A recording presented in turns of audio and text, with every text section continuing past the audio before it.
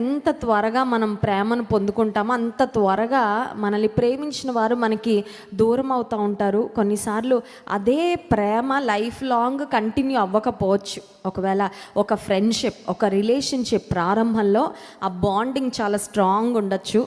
కానీ రాను రాను రోజులు గడిచే కొద్దీ ఏ కారణం చేతైనా కావచ్చు, కొన్నిసార్లు దూరం అంటే ఒక వేరే ఊరికి వాళ్ళు వెళ్ళిపోవడమో, మనము దూర ప్రాంతానికి వెళ్ళిపోవడం, దూరం పెరగడం వలనో, బాధ్యతలు పెరగడం వలనో, కొన్ని సమస్యలు రావడం వలనో, ఏ కారణం చేతైనా మనకి బాగా ప్రేమను అందించే వారి ప్రేమ మనకి దూరం అయినప్పుడు మన హృదయంలో ఒక వెలితి, ఒక లోటు ఖచ్చితంగా ఏర్పడుతుంది. కానీ దేవుని బిడ్డలంగా మనం ఒకటి జ్ఞాపకం పెట్టుకోవాలి. అదేంటంటే శాశ్వతమైన ప్రేమతో మనను ప్రేమించే దేవుడు ఉన్నాడు. ఆయన ఎప్పటికీ మనల్ని శాశ్వతమైన ప్రేమతో ప్రేమిస్తూనే ఉంటాడు. ఒకసారి నమ్మిన వారి స్తోత్రం చెప్దాం. హల్లెలూయా.